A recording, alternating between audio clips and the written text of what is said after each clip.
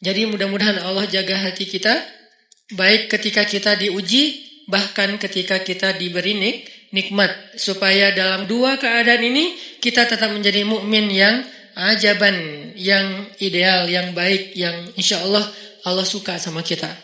Kalau diuji, sabara, fakana khairallah.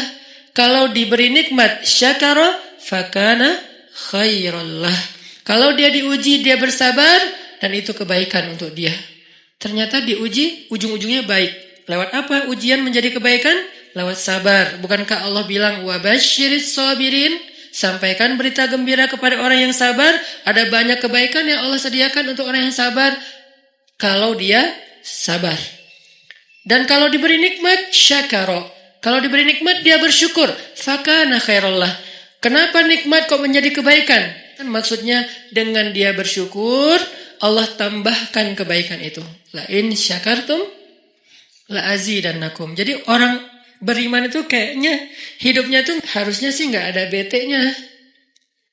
Hidupnya tuh nggak ada istilah, aduh hari ini gue kayak rugi banget nih. Nggak ada orang beriman rugi. Kan hidup kita tuh di antara dua itu kan. Cuman varian ujian itu aja macam-macam. Varian ujian itu misalnya kalau di surat Al-Baqarah Allah menyebutkan 3 varian ujian kan. Ba'sa, dharra, zulzilu. Ujian fisik, ujian harta. Harta ini termasuk karir, kerjaan, usaha, bisnis. Dan ujian zulzilu, ujian perasaan. Termasuk diputusin. Atau orang yang dekat sama kita jadian sama yang lain. Atau mungkin di-unfollow oleh ya gitu deh. Saya kalau udah ngebahas bab ini agak gimana gitu. Jadi 3 varian ini masuk kategori apa? Masuk kategori ujian. Tetap aja 2. Kalau nggak ujian nikmat. Antara 2 itu nih. In asabathu sarra syakara wa in asabathu dharra sabara. Udah gitu aja. Dan nanti bahkan sampai ayatnya gini. Alladzina yunfiquna fis sarra'i wad-dharra.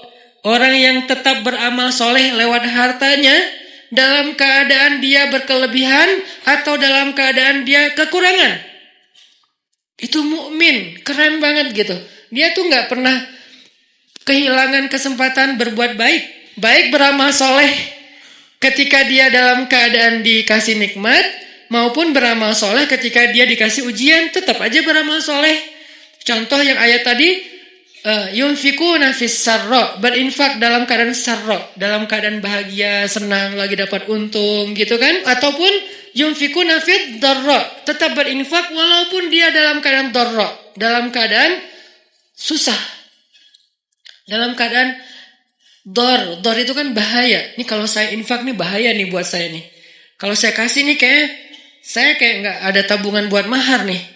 Kalau saya kasih ke dia, terus saya gimana? Gitu kan? Ini dor banget nih. Bahaya banget nih. Tapi dia tetap berinfak. Siapa yang mencontohkan hal seperti itu? Selain pastinya Rasulullah udah gak diragukan lagi. Yang jadi kayak simbol berinfak walaupun dia butuh. Orang-orang Ansor. Yu'thiruna ala anfusihim walau kana bihim khasasah. Mereka mendahulukan orang muhajirin atas dirinya sendiri. Walaupun sebetulnya dia juga butuh kepada kebaikan itu.